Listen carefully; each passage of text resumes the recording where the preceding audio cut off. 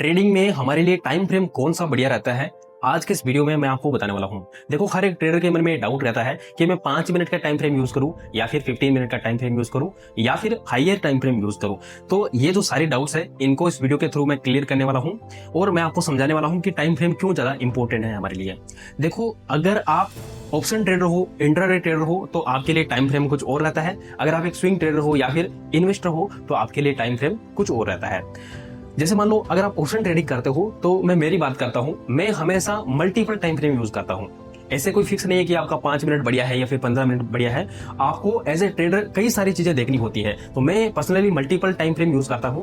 जैसा कि सबसे पहले मैं 1 डे के टाइम फ्रेम पे जाता हूं और 1 डे के टाइम फ्रेम पे जाकर के मार्केट का जो ओवरऑल ट्रेंड है, जैसे मान लो बैंक निफ्टी या निफ्टी है, तो उसको हम लोग ओवरऑल जो ट्रेंड है उसका वो 1 डे के टाइम फ्रेम पे आइडेंटिफाई कर लेंगे। फिर मैं जाता हूँ 4 आवर के टाइम फ्रेम पे। तो 4 आवर के टाइम फ्रेम पे जाकर के मार्केट का जो बिहेवियर होता है, जिसको आप सप्लाई डिमांड भी बोल सकते हो और एक्यूमुलेशन या फिर डिस्ट्रीब्यूशन एरिया भी बोल सकते हो, उसको आइडेंटिफाई कर लेते हैं। फिर आता है 1 आवर का टाइम फ्रेम। तो 1 आवर का टाइम फ्रेम जो होता है, इस पे मार्केट के जो इंपोर्टेंट लेवल होते हैं, जिनको हम लोग सपोर्ट रेजिस्टेंस बोलते हैं, उनको हम लोग मार्क कर लेते हैं। एंड फिर आता है एंट्री लेने का बारी, तो वो होता है फाइनली 5 मिनट के टाइम फ्रेम पे। ठीक है, तो यहाँ पे बात यह है कि कई सारी चीजों को हम लोग देखते हैं। आप 1 डे के टाइम फ्रेम से लेकर के 5 मिनट के टाइम फ्रेम तक आए, तो यहाँ पे हमने मल्टीपल टाइम फ्रेम को यूज किया है।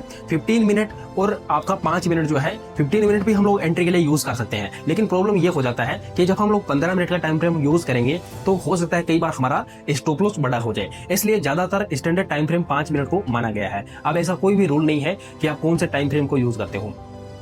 आपको बस मार्केट के चार्ट को देख करके एनालाइज करना होता है। अगर आप 5 मिनट के टाइम फ्रेम पे एनालाइज कर सकते हो तो 5 मिनट पे कर लीजिए, 15 मिनट पे आप कर सकते हो तो 15 मिनट पे कर लीजिए। लेकिन बेहतर यह होता है कि आपको मल्टीपल टाइम फ्रेम देखना चाहिए, जिससे आपको कई सारे कंफर्मेशन मिले और आप अच्छे से मार्केट को एनालाइज कर पाए। ठीक है, सो ये एक तरीका होता है जिसमें आप मार्केट में काम कर सकते हो। फिर आता है स्विंग ट्रेडिंग। अगर आप करते हो तो उसके लिए आपको क्या करना होता है कि 2 से 4 महीने तक आप किसी मान लो स्टॉक को होल्ड रखते हो या फिर आप किसी दूसरे एसेट में काम करते हो, तो वहां पे होल्ड रखना होता है 4-6 महीने के लिए। ठीक है, वहां पे आपका टाइम फ्रेम बढ़ जाता है, 1 डे का टाइम फ्रेम हो जाएगा या फिर आपका 1 वीक का या फिर 1 मंथ वाला टाइम फ्रेम यूज कर सकते हो। तो as a option trader, intraday हमारे लिए जो बेस्ट टाइम फ्रेम होता है वो होता है, अगर हमें एंट्री लेना है तो 5 मिनट रहेगा। अगर हमें मार्केट का एनालाइज करना है तो हम लोग मल्टीपल टाइम फ्रेम यूज करेंगे। वहीं पे अगर हम लोग एज ए स्कैल्पर काम करते हैं मार्केट में, यानी कि क्विक एंट्री लेते हैं और क्विक ही एग्जिट कर देते हैं, तो उस केस में हमारे लिए सबसे छोटा टाइम फ्रेम 1 मिनट या फिर 3 मिनट का टाइम फ्रेम भी हो सकता है। ठीक है, सो वो आपके ऊपर में डिपेंड होता है कि आप मार्केट में क्या करते हो, लॉन्ग ट्रेड होल्ड रखते हो या फिर स्कैल्पिंग करते हो या फिर आप स्विंग ट्रेडिंग करते हो। तो ये अलग अलग टाइम फ्रेम आप यूज कर सकते हो और मार्केट में अच्छा कंफर्मेशन ले सकते हो। अगर आपको जानकारी अच्छी लगी है तो वीडियो को लाइक कर देना, चैनल पे नए हैं तो जरूर से चैनल को सब्सक्राइब कर लेना।